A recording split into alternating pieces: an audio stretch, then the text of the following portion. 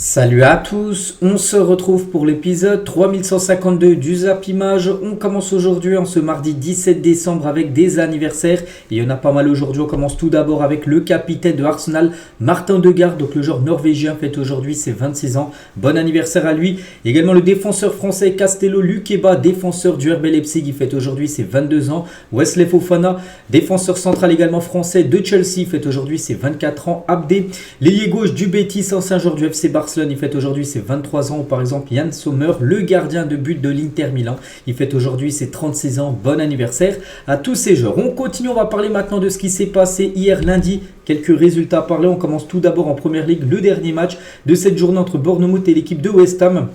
Score final 1 partout, donc il ne fallait pas louper la fin de match parce que les deux buts ont été inscrits en fin de rencontre. Donc tout d'abord, c'est l'équipe de West Ham qui a inscrit le premier but du match à la 87e minute de la partie. Un pénalty inscrit par Lucas Paqueta, l'ancien lyonnais. Et 3 minutes après, égalisation de Unal, un joueur de Bournemouth, sur un magnifique coup franc direct. Donc 2 buts inscrits sur coup de pied arrêté. Donc tout d'abord, les statistiques. Il y a eu beaucoup de tirs. Bournemouth, les gars, ils ont fait 29 tirs dans le match. 29 tirs, 9 tirs cadrés, un but marqué, quand même 8 arrêts du gardien de West Ham qui a réalisé quand même une très grosse performance, mais n'a rien pu faire par rapport à ce bijou, ce coup franc de Enes Unal. On peut le voir là à côté de l'arbitre. Et c'est parti en pleine lucarne.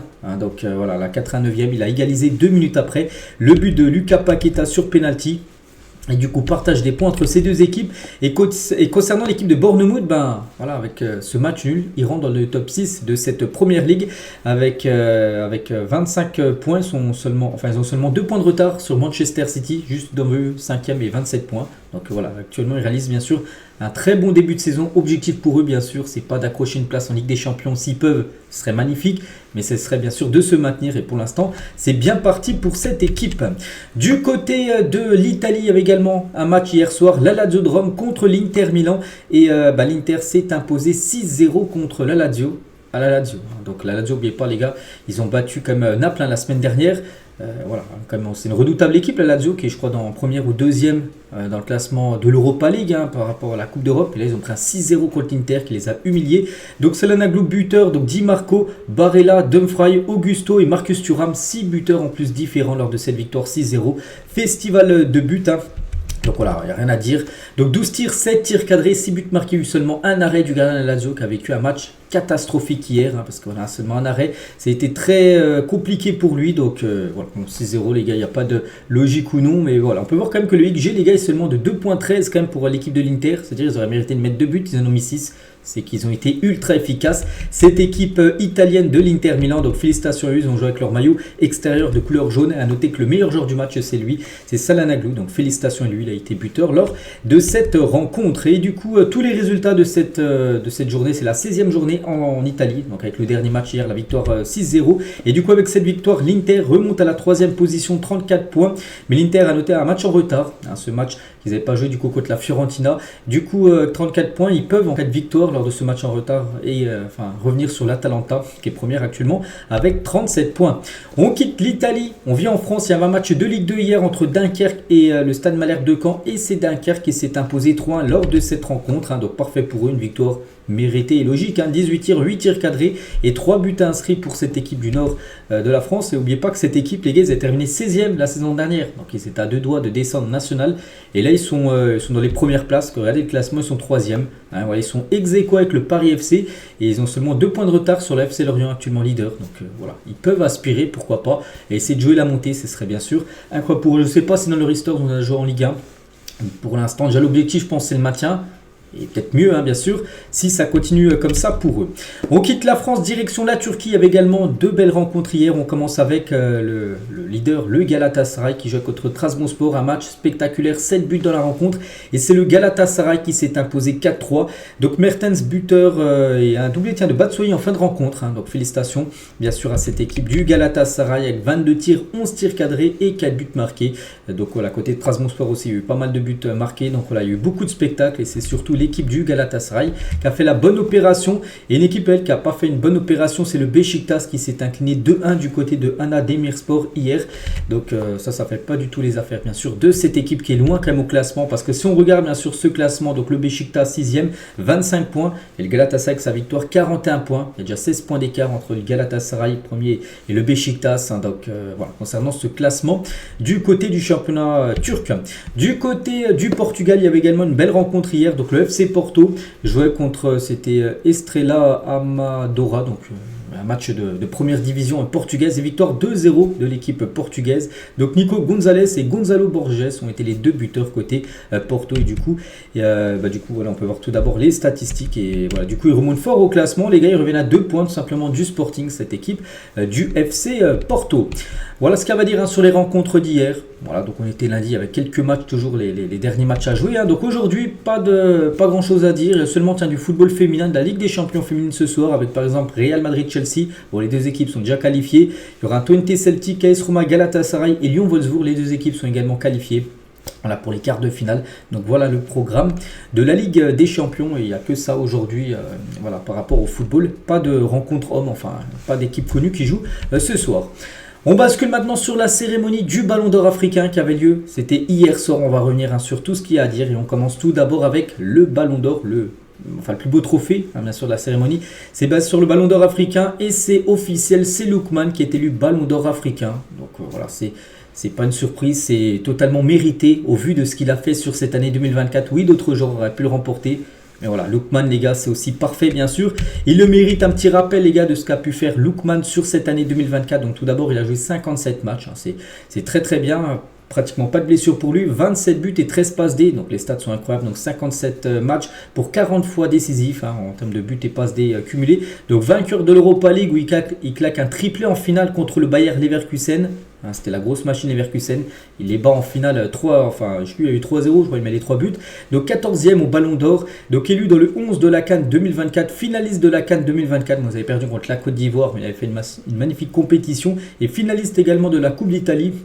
On l'avait perdu en finale, mais bon, il a quand même remporté un trophée, bien sûr, l'Europa League, qui reste bien sûr un magnifique trophée en plus avec son triplé en finale.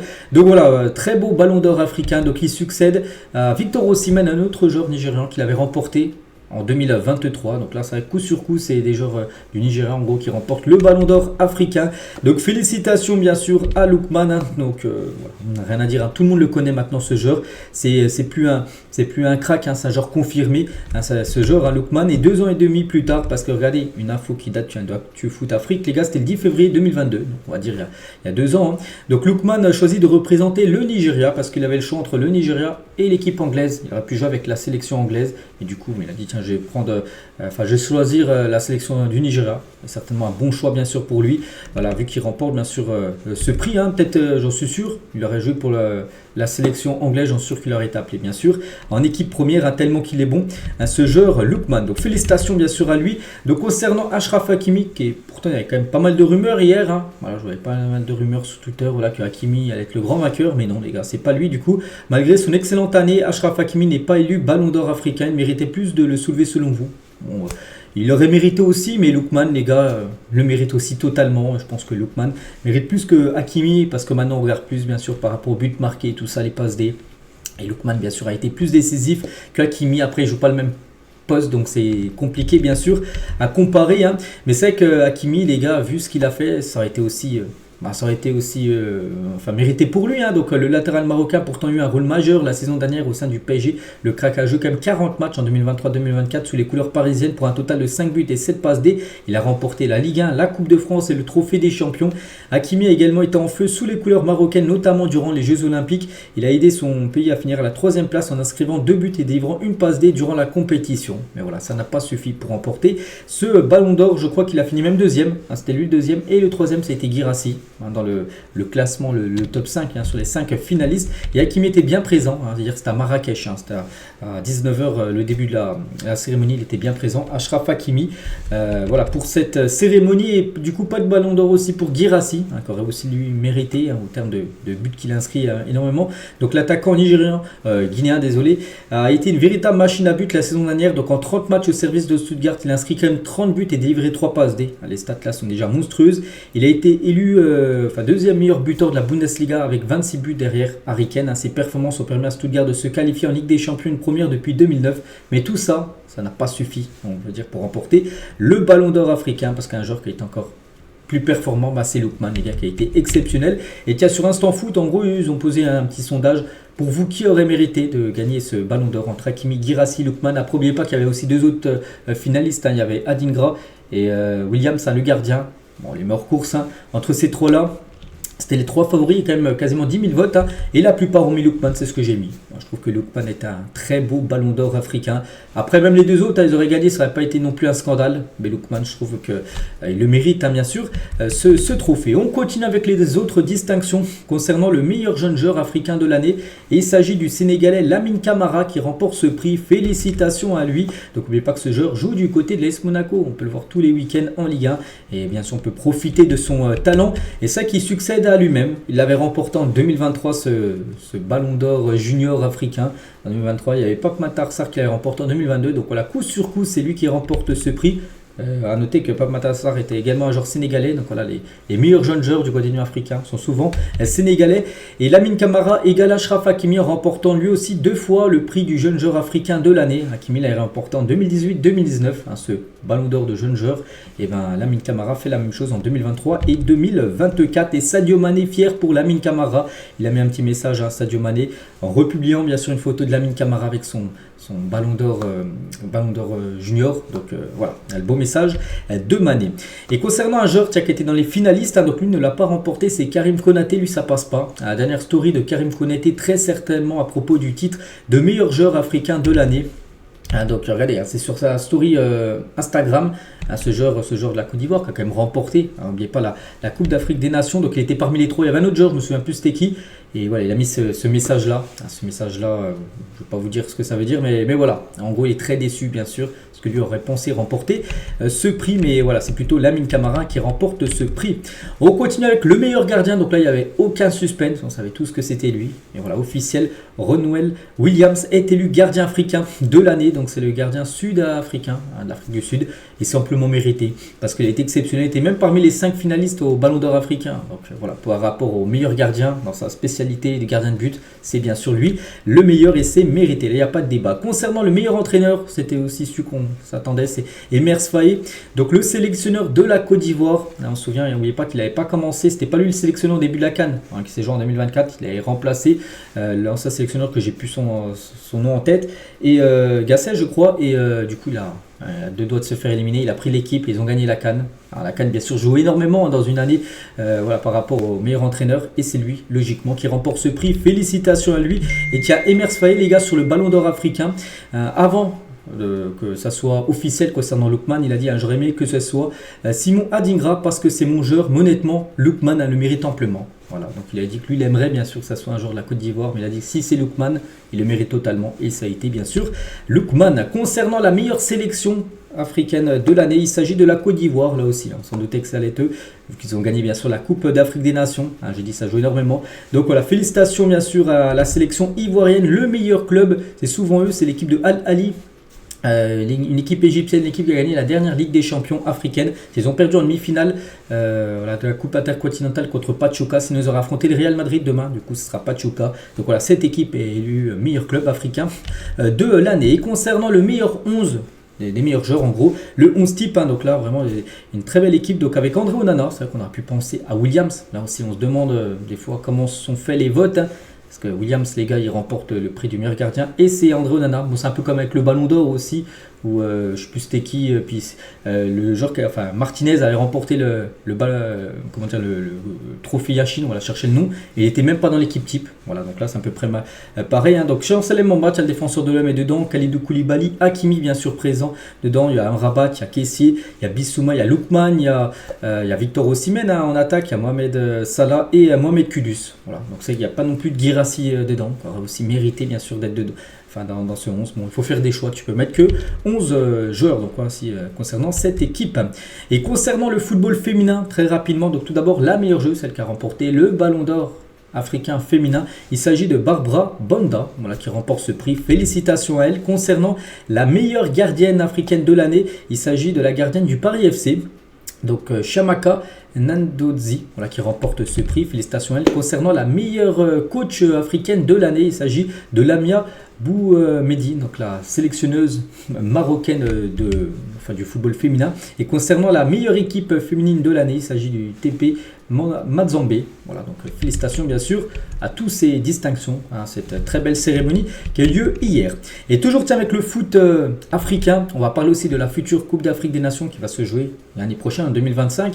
Et officiel, donc le tirage au sort des groupes de la CAN 2025 aura lieu le 27 janvier prochain. Voilà, dans un mois, on connaîtra qui affrontera qui. Mais pas que les gars, les chapeaux devraient être ça. Donc chapeau 1, chapeau 2, chapeau 3, chapeau 4. Donc une équipe du chapeau 1 aura une équipe du chapeau 2, du chapeau 3, du chapeau 4. Donc tout ça, le tirage au sort se fera le 27 janvier prochain. N'oublie pas que cette CAN se déroulera du côté du Maroc. Donc voilà tout ce qu'il y a à dire sur le football africain avec cette cérémonie et aussi ce tirage au sort le mois prochain. On continue avec un autre tirage au sort qui a été fait hier. C'est par rapport à l'Euro 2025. L'été prochain, il y a l'Euro féminin.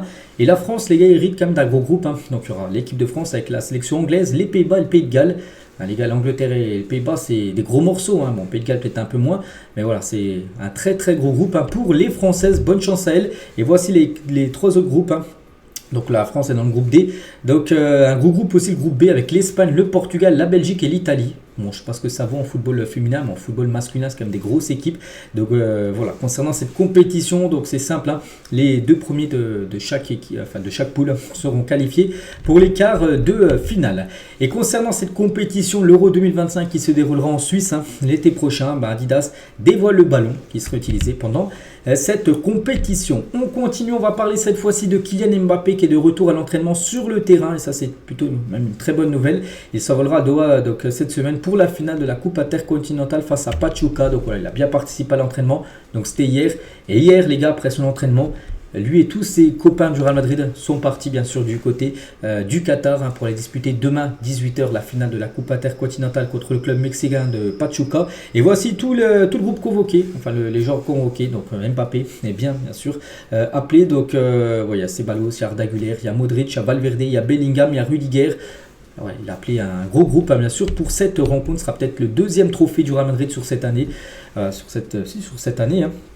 À la saison depuis la Super Coupe d'Europe remportée. N'oubliez pas qu'ils peuvent aussi potentiellement remporter un autre trophée dans 2 semaines. Il y aura la Super Coupe d'Espagne avec 4 équipes où le Real Madrid sera bien sûr en demi-finale. Donc voilà, déjà demain ils peuvent potentiellement remporter un nouveau trophée. Mbappé les gars, qui est soi-disant blessé, pourrait jouer quelques minutes lors de cette rencontre demain. Il reviendra dans le stade où s'est déroulé, la dernière finale de la Coupe du Monde où il avait inscrit un triplé contre l'Argentine. Tiens, ça sera demain les gars, demain on est le 18 et demain ça fera 2 ans jour pour jour que la France a perdu la finale de la Coupe du Monde 2022. Et Mbappé jouera de nouveau dans ce stade avec son club du Real Madrid. Et toujours avec le Real Madrid, on apprend aussi une grosse info concernant Karim Benzema. Donc Relevo, c'est la source, Relevo c'est un journal espagnol, et ils disent que Benzema songe à prendre sa retraite l'été prochain, voilà, l'été 2025. D'après ce qu'il se dit, Benzema pour arrêter sa carrière. Bon, comme j'ai dit les gars, voilà, c'est Relevo la source. Je ne sais pas si c'est fiable ou non. On ne sait pas. Après, c'est qu'il est plus sur la fin de carrière que sur le début de carrière. Bien sûr, Karim Benzema. Il aurait déjà accepté de devenir ambassadeur du Real Madrid lorsqu'il prendra sa retraite, Karim Benzema. Donc voilà, peut-être c'est les derniers mois de Karim Benzema en tant que footballeur, on espère. Enfin, moi j'espère, et vu sa condition physique, je pense qu'il peut jouer encore quelques années au football, mais voilà, chacun bien sûr fait comme il veut.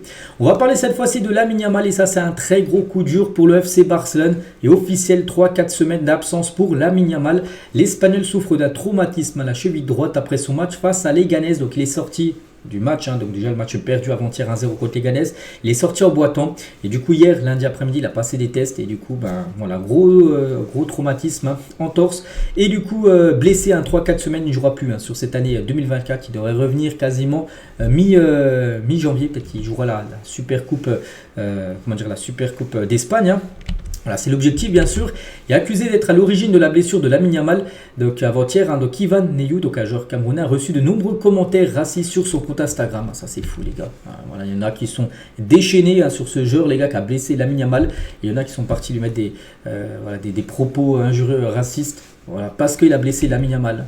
Voilà, donc bien sûr il doit être dégoûté le joueur d'avoir blessé Lamine Yamal ou même n'importe quel autre joueur. mais aller répandre de la haine comme ça sur ses réseaux sociaux, ça c'est inadmissible. Et toujours tiens avec Lamine Yamal, donc sur Tuto Sport, parce que vous savez, il a remporté le Golden Boy, donc le Ballon d'Or Junior. Il a fait une interview à ce journal italien.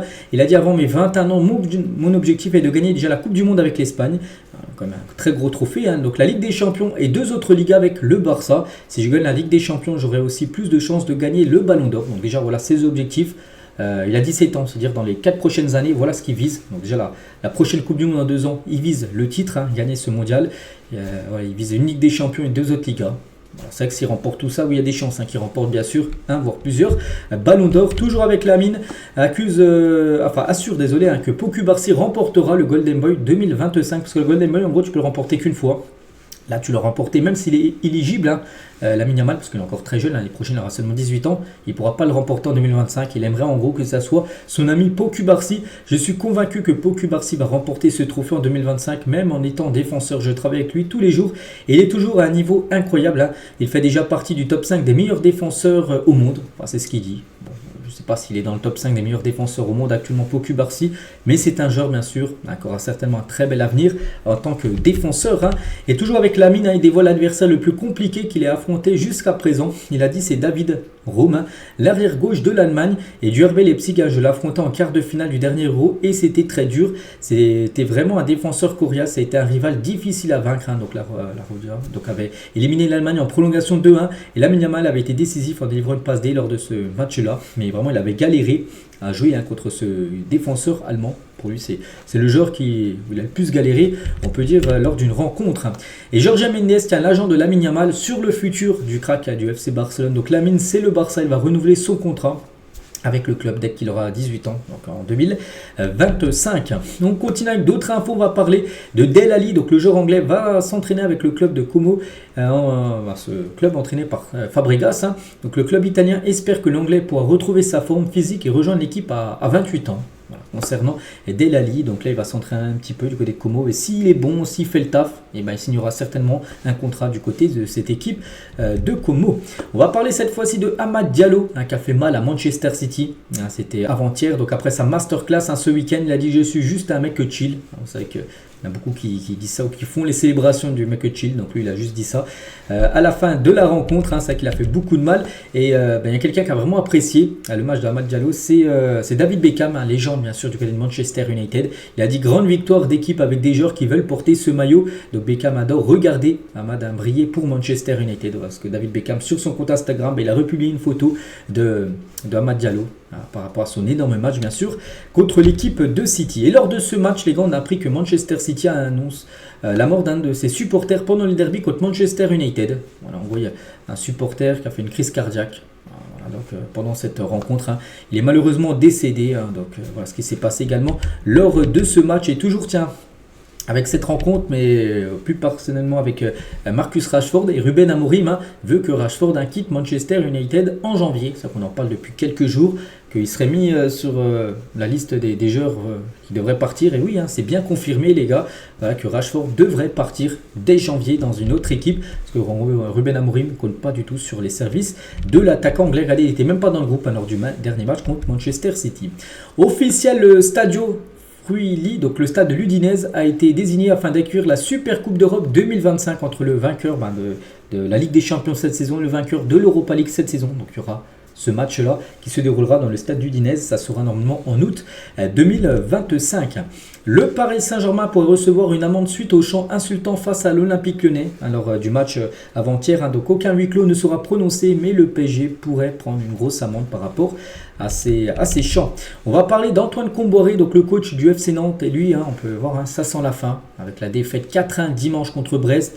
C'est très compliqué pour lui de rester en place, hein. Donc Comboiré serait très proche de se faire licencier par le FC Nantes. Sergio Conceição et Habib Beye seraient pistés pour le remplacer. Voilà, un des deux pourrait venir, hein. Peut-être le retour de Conceição qui a déjà coaché Nantes dans le passé. Il a coaché également Porto là, il y a quelques temps. Ou Habib Beye. Voilà, mais Comboiré, les gars, ça sent le départ très prochainement.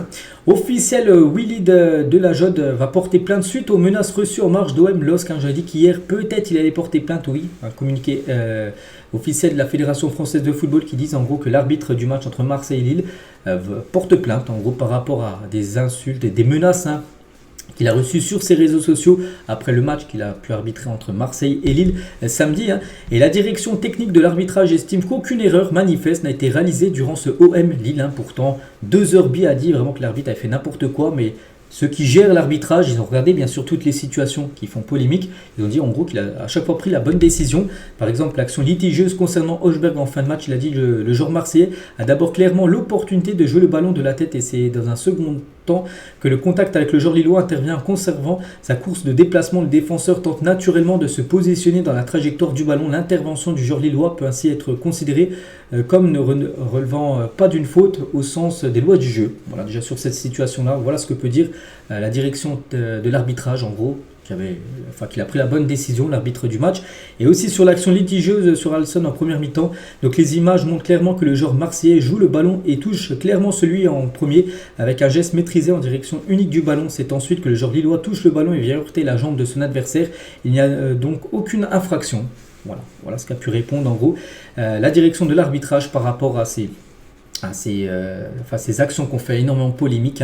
Voilà ce qu'elle va dire sur cette rencontre. On va parler de la magnifique histoire de Selma Bacha, arrivée à Lyon en 2009 et qui vient de prolonger jusqu'en 2029 du côté de l'Olympique Lyonnais. Nouveau contrat pour la joueuse lyonnaise. Donc si elle reste jusqu'en 2029, elle aura passé quand même 20 ans du côté de cette équipe de l'OL. Le vainqueur du quart de finale de la Ligue des Nations 2025 entre l'Allemagne et l'Italie sera le pays hôte pour le final four de la compétition. Donc si l'Italie l'emporte, les matchs se dérouleront au Juventus Stadium et au Stade Olympique de Turin. Et si l'Allemagne remporte, parce qu'il y aura un quart de finale, c'est vrai que la France jouera contre la Croatie, mais il y aura par exemple l'Allemagne contre l'Italie, en gros le vainqueur. L'équipe qui gagnera les 2 matchs et qui ira en demi-finale recevra après le final four les demi-finales et la finale. Donc si c'est l'Allemagne bien sûr qui l'emporte, les matchs se dérouleront à l'Allianz Arena, à la Mercedes-Benz Arena. Voilà, tout est dit, ça sera soit en Italie, soit en Allemagne, le final four. On va parler de Lookman, on a beaucoup parlé tout à l'heure par rapport au Ballon d'Or, mais par rapport à son futur, parce que ce joueur, on pense, c'est sa dernière année du côté de l'Atalanta, et il souhaite partir lui en Première Ligue. Les dirigeants de l'Atalanta ont fait savoir aux talents nigérians qu'ils ne vont pas le retenir, parce qu'ils peuvent recevoir bien sûr une belle somme d'argent en laissant partir. Le prix départ fixé par l'Atalanta est 50 millions d'euros, je trouve quand même que c'est peu vu le talent du joueur. Bref, Liverpool, Chelsea, Manchester United auraient déjà contacté l'entourage du joueur. Et quant au PSG, Luis Campos avait établi les bases d'un accord avec le club italien. Luis Enrique a provoqué l'arrêt des négociations ne souhaitant pas sa venue, parce que je me souviens très bien, l'été dernier, souvenez-vous, il séchait même l'entraînement avec l'Atalanta, parce qu'il voulait partir de l'Atalanta, et lui, il y avait des grosses rumeurs qu'il voulait venir du côté de Paris. Et du coup, c'est plutôt Luis Enrique, l'entraîneur parisien, a dit non, j'en veux pas. Voilà, j'ai déjà ce qu'il faut, j'ai déjà des joueurs comme Barcola, comme Dembélé, des joueurs un peu du profil, on peut dire, de Lookman, percutant sur le côté. Et du coup, il a dit non. Et du coup, maintenant, lui, préférait maintenant aller en Première Ligue, Lookman. Donc voilà, c'est dommage pour le PSG d'avoir laissé passer quand même ce talent. On va parler de Mike Maignan qui va prolonger à l'AC Milan jusqu'en 2029. Voilà, c'est mérité au vu des performances qu'il peut faire du côté du club milanais. Voilà, donc félicitations bien sûr à Mike Maignan. On va parler de lui, les gars, de Halilou Seydoux qui a été blessé là il y a quelques semaines et il s'est fait opérer, victime d'une rupture de ligament croisé du genou face à Lille. Donc Seydoux a été opéré avec succès. Donc voilà, pouce levé. Donc l'opération s'est bien passée. Maintenant, repos pour lui, donc ligament croisé. Donc souvent on parle d'une date d'1 an d'indisponibilité. Après, il y a des joueurs qui reviennent plus rapidement, comme par exemple Lucas Hernandez, il a été blessé en mai dernier. Il a déjà rejoué là, les derniers matchs. Tout dépend de chaque joueur. Il y en a qui prennent quasiment 1 an et demi, voire 2 ans à revenir. Il y en a, c'est 6 mois. Donc voilà, en moyenne, c'est un an. On lui souhaite bien sûr un très bon rétablissement. Et toujours du côté de Monaco, parce que lui c'est un joueur de Monaco, c'est un joueur de Rennes, mais un joueur de Monaco, voilà. Balogun, les gars, donc lui, gros coup dur, parce que 4 mois d'absence à Monaco pour Balogun, l'international américain victime d'une blessure à l'épaule qui nécessite également une opération. Voilà pourquoi j'ai confondu les deux, parce que lui aussi il va se faire opérer, Balogun. Donc 4 mois, c'est un coup dur bien sûr, c'est même une catastrophe pour l'AS Monaco parce que ça fait un attaquant en moins. Voilà, donc on lui souhaite tout d'abord un très bon rétablissement et Adi Hutter, donc le coach de Monaco, ouvre la porte à l'arrivée de Randal Colomoni à Monaco. Balogun, comme j'ai dit, est absent 4 mois, donc il faut trouver le remplaçant de Balogun et il cible un Colomoni qui joue plus au PSG. Donc il a dit ce n'est pas facile en hiver de recruter, mais quand vous parlez de Colomoni, ça me semble être une bonne idée. Donc lui il dit que ce serait une très bonne idée que Monaco passe à l'action concernant Randal Colomoni. Je connais Colomoni depuis qu'il a joué à Francfort. Il a marqué beaucoup de buts et il est peut-être fallait peut-être un profil, mais on ne va pas dépenser trop d'argent pour un gros transfert, parce qu'on ne veut pas que le PSG l'a acheté 95 millions d'euros. Donc après, un prêt peut être bien sûr une option. On verra ce qui va se passer, bien sûr, du côté de Monaco, si on passe à l'action concernant Randal Kolo Muani, mais ça serait bien. Voilà pour Monaco. N'oubliez pas que demain, Monaco affronte le PSG de Randal Kolo Muani. On va parler de Lijnders, donc l'adjoint historique de Jürgen Klopp à Liverpool vient de se faire virer par le Red Bull Salzbourg. On sait que c'est une catastrophe cette saison. Bref, l'équipe autrichienne est 5e de Bundesliga, alors que normalement, ils sont toujours en première position, voire 2e. Là, ils sont 5e du championnat. Et 32e Ligue des Champions. La semaine dernière, ils ont pris un 3-0 face au PSG. C'était il y a une semaine jour pour jour. Donc franchement, pas évident de passer d'adjoint à entraîneur principal. Les exemples d'échecs se multiplient, comme l'adjoint historique de Jürgen Klopp, qui avait essayé d'être entraîneur numéro 1 de Salzbourg. Et ça tourne au flop. Donc voilà, un nouveau coach va débarquer du côté de cette équipe. Montpellier souhaite se faire prêter Eli Wahi cet hiver. Selon vous, bon champ pour lui ou pas? Peut-être, parce que du côté de Marseille, il joue pas. C'est vrai qu'il a été recruté plus de 30 millions d'euros les derniers en provenance de Lens. Et le problème, c'est que Mopaille est bien meilleur que Wahi. Donc lui, il a déjà joué à Montpellier dans le passé avant d'aller à Lens. Pourquoi pas un prêt? Un prêt sans de son d'achat pendant 6 mois. Peut être une bonne occasion. Comme ça, il pourrait jouer, bien sûr, et aider son ancien club. Le secteur offensif de l'Atlético Madrid se porte à merveille. À l'Atlético, les gars restent je crois, sur 12 matchs d'affilée en victoire. C'est une équipe qui affronte le Barça samedi. Et c'est vrai que les attaquants marquent beaucoup. Sorloth, c'est 7 buts de passe D. Alvarez, c'est 12 buts de passe D. Griezmann, c'est 11 buts, 6 passes D. Et Angel Correa, c'est 5 buts et 2 passes D. Voilà, le quator offensif, c'est qu'on parle peut-être d'autres trios, d'autres équipes, mais voilà, c'est que du côté de l'Atlético, c'est aussi très très costaud. Actuellement, c'est la meilleure équipe d'Europe qu'on voit, bien sûr, leur série de victoires impressionnantes. Et concernant une équipe où c'est totalement l'inverse, donc là ça marque beaucoup, mais là du côté de City, c'est désastre. Les stats de but catastrophiques des joueurs de Manchester City cette saison Première Ligue à Phil Foden, c'est 0 but marqué, alors que la saison dernière, n'oubliez pas, il avait marqué je ne sais plus combien, au moins plus de 15. Et il a fini meilleur joueur saison dernière de Première Ligue. Là, il est toujours à 0 but alors qu'on est quasiment à la mi-saison. Donc, Jack Grealish a 0 but, pas de but lors de ses 44 derniers matchs. Et 0 but sur cette année 2024 pour Jack Grealish aussi. Là, il est fantomatique, on n'entend plus du tout parler de lui. Savigno, 0 but. Nunez, 0 but. Gundogan, 0 but. Silva, 1 but seulement. Doku, c'est 2 buts. De Bruyne, c'est 2 buts. Il y a seulement Erling Haaland qui arrive un petit peu à marquer. 13 buts, 1 but lors de ses seulement 5 derniers matchs. C'est qu'il y a un peu de mal sur les derniers matchs. Mais voilà, à part Erling Haaland, le reste, les gars des attaquants, c'est le deuxième meilleur buteur. Vous savez, c'est qui de City derrière Haaland? C'est Vardiol, le défenseur croate, qui a été buteur lors du match, le derby avant-hier. Voilà. Quand c'est ton défenseur qui est le deuxième meilleur buteur du club, c'est qu'il y a un gros problème en attaque, surtout pour un club comme Manchester City. On va parler de Neymar, les gars, qui veut rejoindre l'Inter Miami. Voilà, le joueur de Al Hilal, il souhaite quitter son club et débarquer aux États-Unis. Et quand on pense à l'Inter Miami, on pense à retrouver des copains qu'il a pu jouer à l'époque. Donc Messi et Suarez qui jouent dans cette équipe. Et du coup, ça reformerait bien sûr la MSN, ce trio historique à l'époque du côté du FC Barcelone. Donc c'est totalement réalisable. On va parler cette fois-ci de Sandro Tonali, n'est plus heureux en Angleterre et la Juventus veut le récupérer. Donc l'ancien de l'AC Milan aurait le mal du pays et il aimerait retourner en Italie. La Juve voudrait profiter de l'occasion afin de le recruter. Le club turinois aurait pris des nouvelles de son entourage afin de connaître les possibilités d'un éventuel transfert. En revanche, à Newcastle ne serait pas ouvert un départ du milieu italien, préoccupé déjà par l'éventuel départ de Bruno Guimaraes vers City. Parce que bien sûr, le joueur peut-être lui il a envie de retourner en Italie, mais Newcastle, il ne souhaite pas du tout le lâcher. Surtout que Guimaraes, il y a des chances qu'il parte à City. Ils ne veulent pas perdre un autre gros milieu de terrain. Donc voilà la situation actuellement de Sandro Tonali. On va parler d'un autre milieu, c'est Florian Wirtz. Donc aurait prolongé son contrat avec le Bayer Leverkusen. Lui qui est pourtant annoncé beaucoup du côté soit du Real, soit au Bayern Munich l'été prochain. Et il aurait, on n'a pas vu encore l'officialisation, mais peut-être là sera fait dans les prochains jours voire prochaines heures. L'officialisation peut-être d'un prolongement de contrat. Il ne devrait donc pas quitter son club cet été malgré les intérêts du Real ou du Bayern Munich. Voilà, concernant Wirtz, les gars. Donc pour l'instant, on est dans le doute total par rapport à son futur. Lisandro Lopez, qui est ancien joueur de Lyon, maintenant il a 41 ans, disputait hier soir le tout dernier match de sa carrière. Après plus de 20 ans professionnel, l'ancien lyonnais raccroche les crampons. Et voilà, il a pu faire une photo, bien sûr, avec tous ses collègues de son club. Officiel, le Roudourou est à guichet fermé pour Brest-Real Madrid. Vous savez, c'est le dernier match. Ce sera le 29 janvier prochain. Le dernier match de Brest, le 8e et dernier match de poule. Ça sera la réception du Real Madrid. Et donc, les billets ont été mis hier à midi. Et en l'espace de, 20 minutes, les gars, tout a été vendu. Ça y est, un roue de roue, après en plus ça n'a pas énormément de capacité, peut-être 20 000 places, je sais pas à peu près. Donc voilà, tout a été vendu en l'espace de 20 minutes. Donc voilà, aucune place pour le grand public. Voilà, concernant cette rencontre. L'AC Milan a trouvé un accord pour prolonger Mike Maignan. Je pense que j'en ai parlé tout à l'heure, mais ce que j'avais pas dit, c'est Rangers, les gars, aussi qui pourraient prolonger du côté de Milan. Donc il devrait passer d'un salaire de 1,3 million à 3 millions d'euros annuels. Voilà, c'est vrai que si on compare comme les salaires du côté de Milan, les gars, Rangers, magnifique joueur, il touche 1,3. Par exemple, tiens, je prends Milan Skriniar. Un Skriniar touche, au PSG, il touche 10 millions, quand même, net à l'année. Voilà, Rangers quand même est payé 10 fois moins du côté de l'AC Milan. Et Théo Hernandez, lui, veut rester prolongé à l'AC Milan, annonce son agent, parce qu'il y a des rumeurs peut-être par rapport à un départ, parce que actuellement il est pas mieux du côté de Milan. Mais non, le joueur souhaite rester, même prolongé du côté du club milanais. Tiens, toujours du côté de Milan, la Curva Sud, donc c'est le groupe de supporters du côté de Milan AC, est très remonté contre les propriétaires et les résultats de l'AC Milan. N'oubliez pas que l'AC Milan fait 0-0 à l'heure du dernier match de Serie A. Vous partez ou pas, nous ne sommes pas américains, dirigeants, incapables, entreprise sans ambition.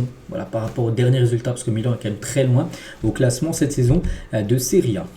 Officiel fin de saison pour Rémi Labo Lascari, donc c'est un joueur, un joueur de lance, les gars. Donc l'attaquant lensois est malheureusement victime d'une rupture des ligaments croisés. Voilà, donc ligaments croisés, vous savez que il va devoir se repérer et normalement ça sera un an de disponibilité pour lui. On lui souhaite bien sûr un très bon rétablissement. On va parler cette fois-ci de Manuel Neuer, le gardien allemand du Bayern. Il va prolonger jusqu'en 2026 du côté du Bayern. Les contrats sont prêts, il ne manque plus qu'à les signer. Parce que là, il est en fin de contrat, en fin de saison, il devrait prolonger d'une année supplémentaire. Le légendaire Manuel Neuer. Officiel, Victor Gyökeres a été élu meilleur joueur de l'année de son pays, donc par la fédération suédoise. Donc c'est Stade Foll en 2024. Il a joué 60 matchs depuis son premier match joué en janvier dernier, 61 buts et 16 passes D. Voilà, donc avant c'était Zlatan Ibrahimovic qui remportait souvent le prix du meilleur joueur suédois, et Isaac qui l'a remporté aussi quelques fois, l'attaquant Newcastle. Et là pour cette année 2024 c'est Gyökeres, et là il n'y a aucun débat vu les stats incroyables de l'attaquant du Sporting. La punchline de Booba pour Kylian Mbappé dans une exclue révélée sur le live de PFUT, c'était hier. Il y avait un live Twitch et il y avait Booba avec PFUT, et dans le prochain son de Booba, t'as pas le permis comme Kiki de Bondier. Voilà, ça sortira le 20 décembre prochain dans un titre tout simplement du rappeur Booba, qui à chaque fois quand il peut dézinguer Mbappé, il le fait, il le fera en chanson. Là dans quelques jours. Officiel, Ronaldo R9 se porte candidat à la présidence de la Fédération brésilienne de football. Les prochaines élections auront lieu en mars 2026 et lui il aimerait être président en gros de la Fédération brésilienne de foot. Voilà, donc ce ne sera pas pour maintenant, ce sera dans un an et demi, en mars 2026, il y aura les élections. Maresca, le coach de Chelsea, nous ne sommes pas prêts à jouer le titre. Pourtant, Chelsea est actuellement quand même deuxième de la Première Ligue derrière Liverpool. Mais dit voilà que l'ambition, c'est pas de jouer le titre. Même si s'ils continuent comme ça, ils peuvent, pourquoi pas, essayer de gêner cette équipe de Liverpool qui est actuellement, bien sûr, leader du championnat. Jesus Navas fait don de son dernier brassard de capitaine à domicile, puis de son maillot au musée du FC Séville, parce qu'il a joué en gros son dernier match à Séville. Un légende, bien sûr, Jesus Navas. Et là, ils ont joué ce week-end. Et en gros, dans le musée du club, il a mis son brassard et le maillot. Il a enlevé son maillot pour le mettre dans le musée. Parce qu'il arrête, il raccroche les crampons. Jesus Navas. Et on finit, les gars, aujourd'hui. Voilà, c'est la dernière info. N'oubliez pas que ce soir, et donc hier, il y avait la cérémonie du Ballon d'Or africain. Mais ce soir, les gars, il y a aussi une grosse cérémonie. Le trophée The Best. Un trophée The Best, les gars. Voilà, c'est ce soir qui succédera Lionel Messi qui a remporté le dernier trophée The Best. Donc ça devrait se jouer souvent le Ballon d'Or qui remporte le trophée The Best. Donc on se dit peut-être Rodri qui peut potentiellement le remporter, ou peut-être Vini. Donc on verra. Ça sera ce soir bien sûr qu'on connaîtra le grand vainqueur. Donc voilà les gars ce qu'il y a à dire aujourd'hui. J'espère que ça vous a plu. On se retrouve nous demain bien sûr, demain mercredi. Pour le prochain numéro, je vous souhaite une très bonne journée et à demain.